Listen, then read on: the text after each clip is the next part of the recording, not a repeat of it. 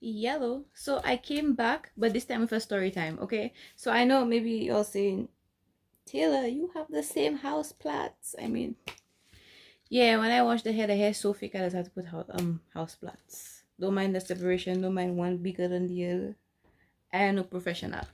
So anyways, as you read by the title, you know I come to give you a little bit of my birth story and postpartum healing. So I'm trying to make it as short and sweet as possible. I'm not like the best storyteller, and I usually hate videos where people talking like more than 40 minutes.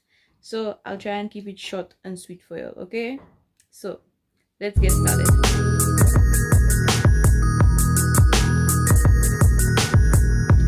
So my birth and labor journey actually started March 20th, okay?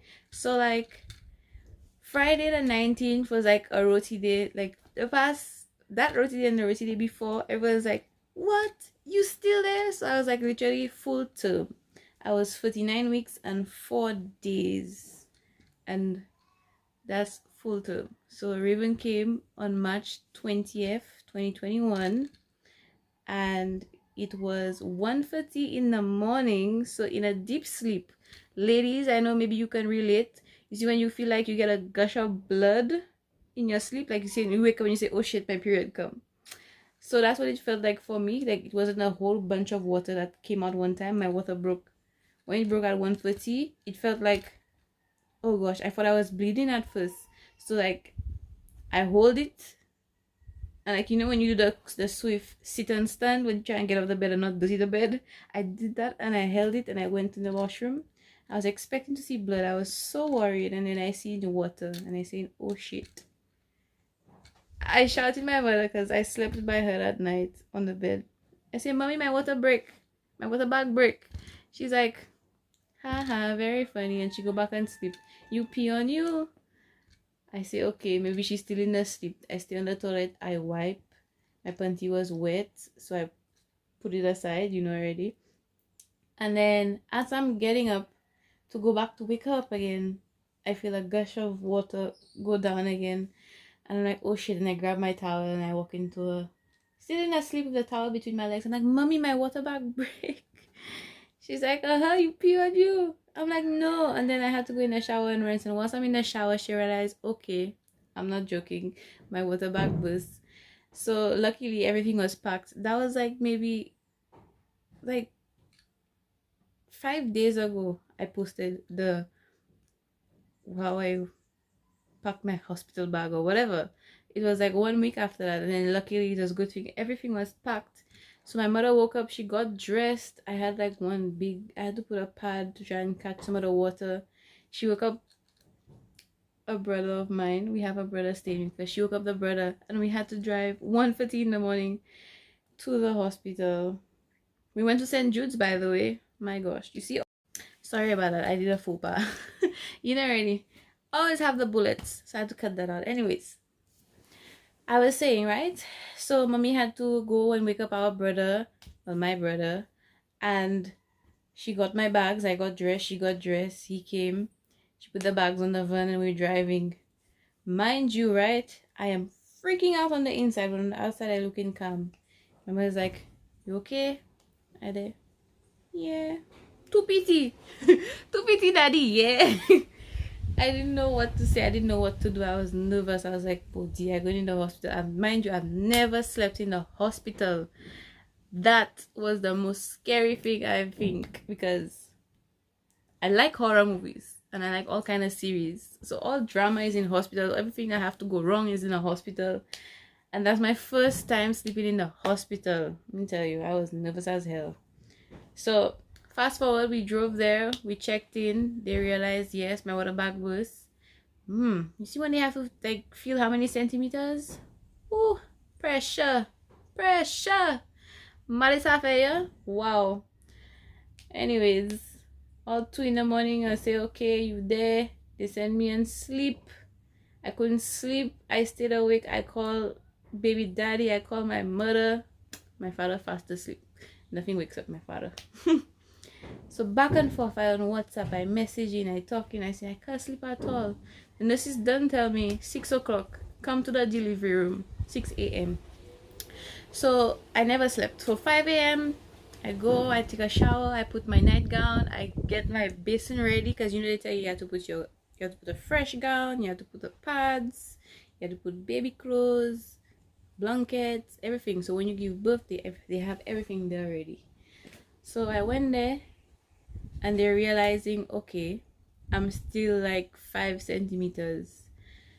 So maybe an hour or two later, they decided they had to induce pain so that how would you say, so that I can reach 10 centimeters.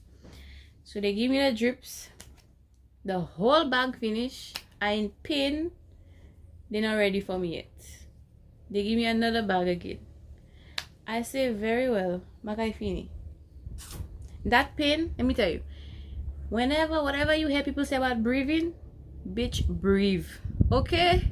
The breathing helped me so much. Whenever the contraction was coming and I breathe, my God, it distracted me. It didn't numb the pain. Don't fool yourself. It didn't numb the pain, but it distracted me, and like, you know, you can manage it better so you don't scream. Because screaming, it was close on the list, but it didn't happen. And then the contractions had to come like more frequent, and Lord, it was hurting. Okay? So fast forward again, 4 more hours. They decide, okay, they come and check on me. I'm ready. My contractions closer. I'm 10 centimeters. Ready. All set. We start minutes to 11. We start, okay, push for me. Like, you know, gradually she coming down. Okay, the nurse is, okay, good. She's coming down. All this pushing, yes, I did shit. Yes, I did pee. Okay? That like, at the time that felt like so irrelevant. But hear me, I'm sorry, I poop, I'm sorry. And she's like, it's okay, don't worry. I was like so weirded out by the fact. Anyways, it took me like an hour to push. Okay? So apparently Raven was in some kind of position where she was almost stuck in my pelvis. I don't know, I didn't ask. I was in so much pain, I didn't ask. Okay, so more we push, you can see her head, right? You can see her head, you can see her hair, says the nurse. But when I stop pushing, she goes back in. Like, push, you can see the head, I guess, from like far. And when I stop pushing, she goes back in. So that happens for like an hour, 5 minutes. And then the nurses decide, okay, this is taking too long. This is very dangerous.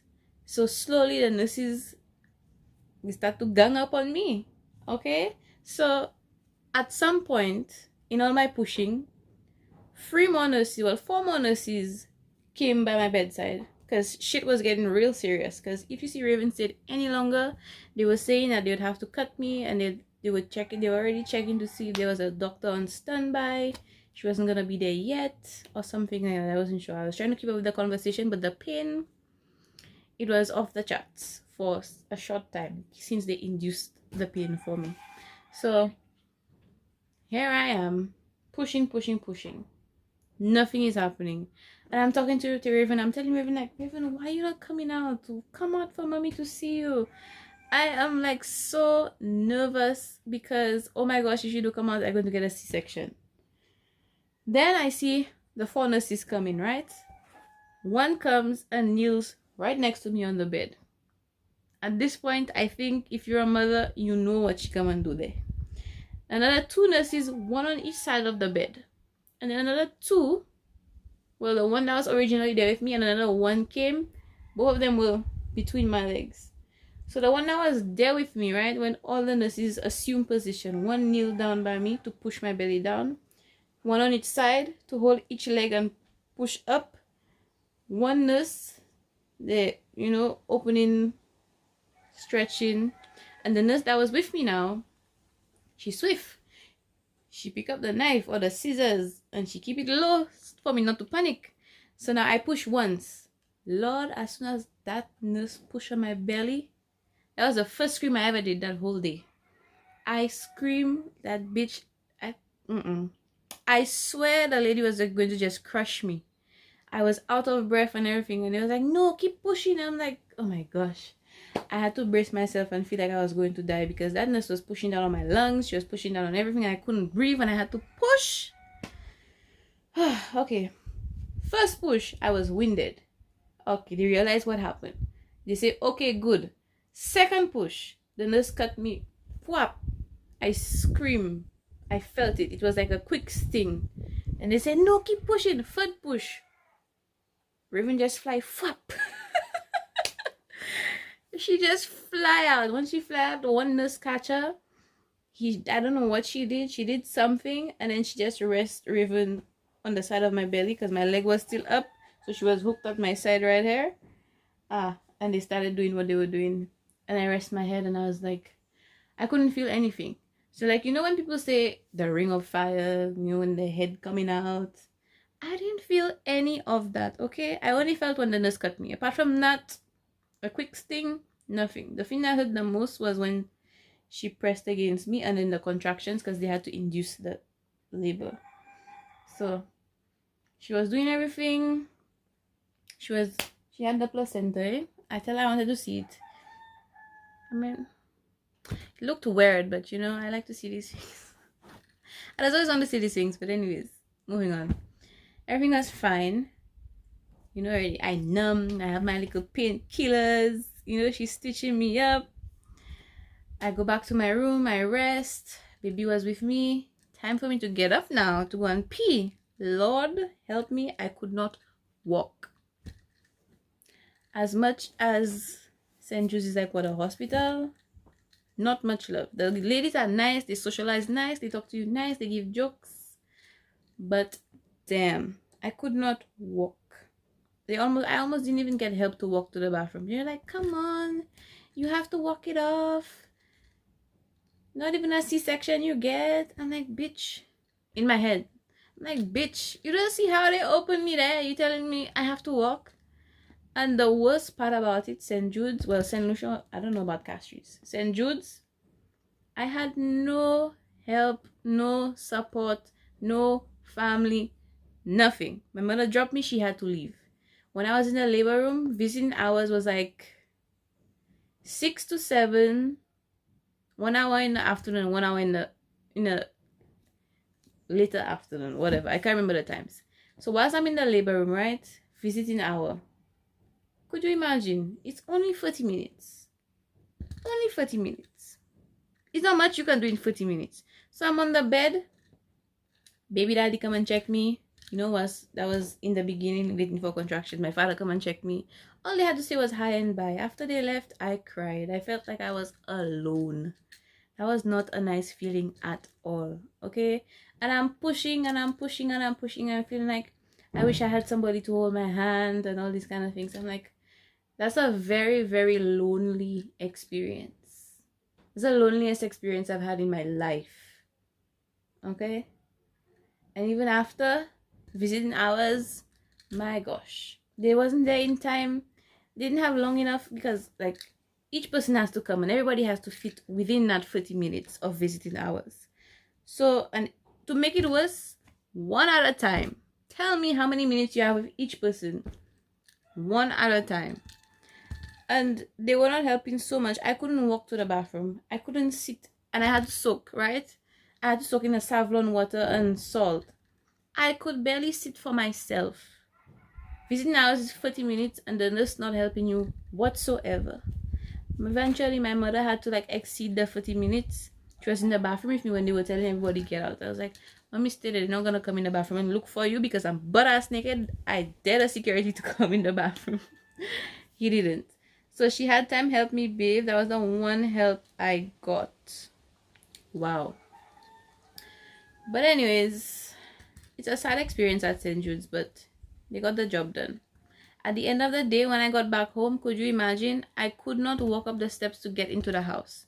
My mother and my father had to put me to sit down in a chair, and they had to walk me up on the chair, up the steps. Okay? I couldn't even walk. That was my most fearful experience out of my whole birth situation was postpartum and healing because I could not walk. My bone was hurting. I couldn't sit. I couldn't stand. I couldn't listen, you see the pelvic bone, whatever it is, that shit was hitting so bad, okay? And I'm sorry if I'm rambling, but the story is just all over the place because everything just happened all over the place in my mind. Okay, so like 4 days, I could not go down to the kitchen. It's a good thing there was a bathroom and a room where I am, because I couldn't walk. There was 5 steps. I can't walk down 5 steps. That's to show you how much I could not walk. That was horrible. Okay, what else? I had quite a few complications with my stitches, but I feel like that's like more on a deeper personal level.